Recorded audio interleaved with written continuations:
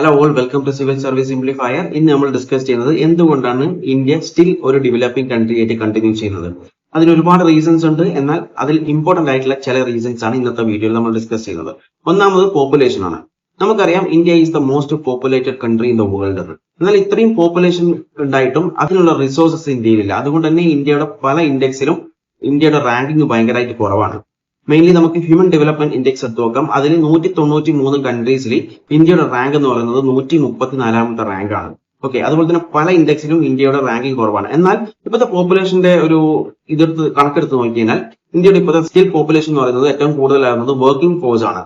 അതുകൊണ്ട് തന്നെ ഇന്ത്യക്ക് അതൊരു ലാഭകരമായിട്ടുള്ള ഒരു പരിപാടിയാണ്. പക്ഷേ അതിന് വേണ്ടിയിട്ടുള്ള ഡെവലപ്മെന്റും അതുപോലെ തന്നെ സ്കിൽ ഡെവലപ്മെന്റ്സും കാര്യങ്ങളൊക്കെ ചെയ്താലേ അതിന് നല്ല ഉപകാരം കിട്ടുകയുള്ളൂ. എന്നാൽ കുറച്ച് വർഷം കഴിഞ്ഞാൽ ഇന്ത്യക്ക് അതൊരു പ്രോബ്ലം ആയി മാറുന്നതാണ്. കാരണം എന്ന് പറയുന്നത് സ്റ്റിൽ ഇന്ത്യ നല്ലൊരു പോളിസി ഇപ്പൊ കൊണ്ടുവന്നിട്ടില്ലെങ്കിൽ കുറച്ച് വർഷങ്ങൾ കഴിഞ്ഞാൽ അത് നല്ലൊരു പ്രശ്നമായിട്ട് മാറുന്നതാണ്. കാരണം ഇന്ത്യ ഇപ്പോൾ പോപ്പുലേഷൻ കൺട്രോൾ മെഷേഴ്സ് ചെയ്തുകൊണ്ടിരിക്കുന്നുണ്ട്. അങ്ങനെ പോപ്പുലേഷൻ കൺട്രോൾ മെഷേഴ്സ് ചെയ്ത ഒരു കൺട്രിയാണ് ചൈന എന്ന് പറയുന്നത്. എന്നാൽ അവരിപ്പം ഏകദേശം എല്ലാ റെസ്ട്രിക്ഷൻസും എടുത്തു കളഞ്ഞിട്ടുണ്ട് പോപ്പുലേഷൻ. കാരണം അവരുടെ ഇപ്പോഴത്തെ ഒരു ഏജ് നോക്കിക്കഴിഞ്ഞാൽ, അതായത് പോപ്പുലേഷൻ ഏജിങ് നോക്കിക്കഴിഞ്ഞാൽ ഏജ്ഡ് ആയിട്ടുള്ള, അതായത് സീനിയർ സിറ്റിസൺസ് ആണ് അവിടെ ഇപ്പം കൂടുതലായിട്ടുള്ളത്. അതായത് വർക്കിംഗ് ഒന്നും ചെയ്യാത്ത സീനിയർ സിറ്റിസൺസ് ആണ്. അതുകൊണ്ട് തന്നെ അവരുടെ ബേർഡൻ, അതായത് ഫിനാൻഷ്യൽ ബേർഡൻ ഭയങ്കരമായിട്ട് കൂടുന്നുണ്ട്. അതേ സെയിം സിറ്റുവേഷൻ ഇന്ത്യയിലും വരും.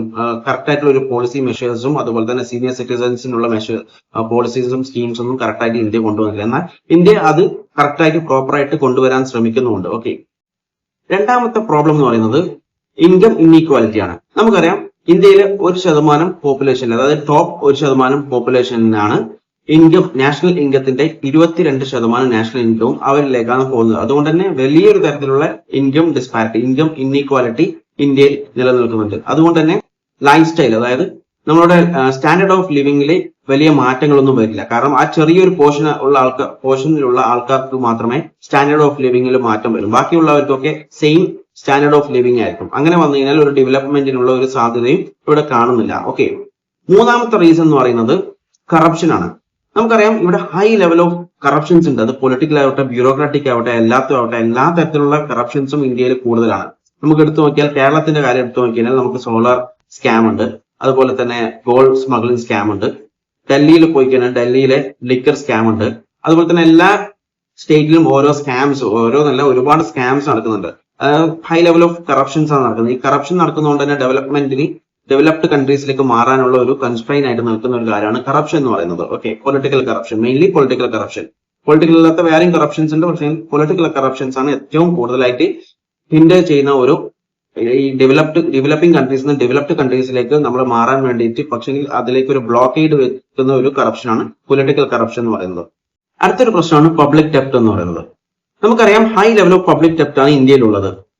ടോട്ടൽ GDP-യുടെ 81% പബ്ലിക് ഡെപ്റ്റ് ഉണ്ടെന്നാണ് റിപ്പോർട്ട്സ് പറയുന്നത്. എന്നാൽ ഈ പബ്ലിക് ഡെപ്റ്റ് എങ്ങനെ നമ്മുടെ ഡെവലപ്പിംഗ് കൺട്രീസിൽ നിന്ന് ഒരു ഡെവലപ്ഡ് കൺട്രിയിലേക്ക് മാറുന്നതിനെ ബ്ലോക്കേഡ് ചെയ്യുന്നത്? കാരണം എന്ന് പറയുന്നത് പബ്ലിക് ഡെപ്റ്റ് ഹൈ ആയതുകൊണ്ട് തന്നെ നമ്മൾ ഹൈ ലെവൽ ഓഫ് ഇൻട്രസ്റ്റ് നമ്മൾ പേ ചെയ്യുന്നുണ്ടാവും. ഈ ഒരു ഇൻട്രസ്റ്റ് പേ ചെയ്യുന്ന ഇൻട്രസ്റ്റ് എന്ന് പറയുന്നത് നമ്മൾ ഇവിടെ ഡെവലപ്മെന്റ് സ്കീംസിനോ അല്ലെങ്കിൽ ഡെവലപ്മെന്റ് പ്രോഗ്രാംസിനോ ഇടേണ്ട ഫണ്ടായിരിക്കും നമ്മൾ അവിടെ ഇൻട്രസ്റ്റ് ആയിട്ട് കൊടുക്കുന്നത്. അപ്പം അതും ഒരു പ്രശ്നമായിട്ട് വരുന്നുണ്ട്. അടുത്തൊരു പ്രശ്നമാണ് അൺഎംപ്ലോയ്മെന്റ് എന്ന് പറയുന്നത്. അതിനെക്കുറിച്ച് കൂടുതലായിട്ട് സംസാരിക്കേണ്ട എല്ലാവർക്കും അറിയുന്നതാണ്. ഹൈ ലെവൽ ഓഫ് അൺഎംപ്ലോയ്മെന്റ് ഇന്ത്യയിൽ ഇപ്പോഴും സ്റ്റിൽ നിലനിൽക്കുന്നുണ്ട്. അൺഎംപ്ലോയ്മെന്റിന്റെ റേറ്റ് കുറഞ്ഞു വരുന്നുണ്ട്. എന്നാലും ഹൈ ലെവൽ ഓഫ് അൺഎംപ്ലോയ്മെന്റ് തന്നെയാണ് ഇന്ത്യയിൽ നിലനിൽക്കുന്നത്.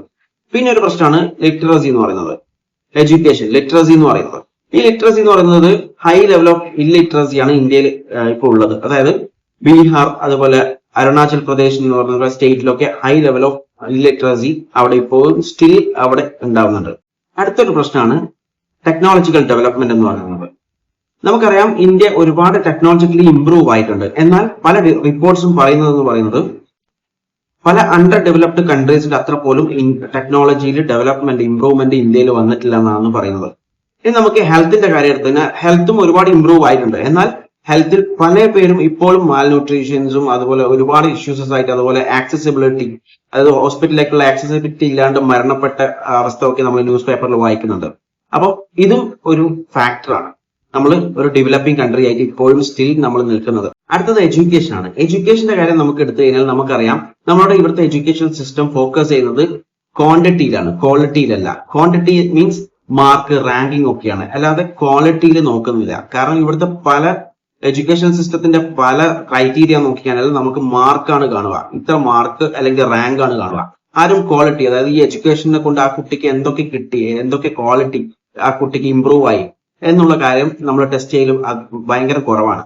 നമ്മളെ പല ക്രൈറ്റീരിയ അങ്ങനെയാണ്. എന്നാൽ പല റിപ്പോർട്ടിലും പറഞ്ഞിട്ടുള്ളത് ഇവിടുത്തെ എഡ്യൂക്കേഷൻ സിസ്റ്റത്തിന്റെ ക്വാളിറ്റിയിൽ ഭയങ്കരമായ കുറവുണ്ട് എന്നാണ്, സ്റ്റാൻഡേർഡ് കുറവുണ്ട് എന്നാണ് പല റിപ്പോർട്ട്സും പറഞ്ഞിട്ടുള്ളത്. ഓക്കെ, ഇതൊക്കെയാണ് ഇന്ത്യ ഒരു ഡെവലപ്പിംഗ് കൺട്രീസിൽ നിന്നും ഡെവലപ്ഡ് കൺട്രിയിലേക്ക് മാറാതിരിക്കാനുള്ള റീസൺസ് എന്ന് പറയുന്നത്. എന്നാൽ ഇന്ത്യ ഇപ്പോൾ ഒരുപാട് ഇമ്പ്രൂവ്മെന്റ് എല്ലാ കാര്യത്തിലും ചെയ്തുകൊണ്ടിരിക്കുന്നുണ്ട്. നമുക്ക് എക്സ്പെക്ട് ചെയ്യാം ഫ്യൂച്ചറിൽ നമ്മളൊരു ഡെവലപ്ഡ് കൺട്രി ആവും എന്നുള്ളത്.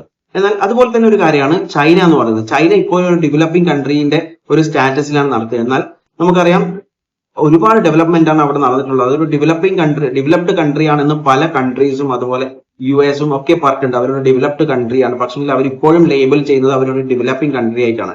അതെന്തുകൊണ്ടാണ്? അതിന്റെ റീസൺ മറ്റൊരു വീഡിയോയിൽ ഞാൻ പറയുന്നതായിരിക്കും. ഓക്കെ, വീഡിയോ ഇഷ്ടപ്പെട്ടാൽ ലൈക്ക് ചെയ്യുക, ഷെയർ ചെയ്യുക. Okay, thank you.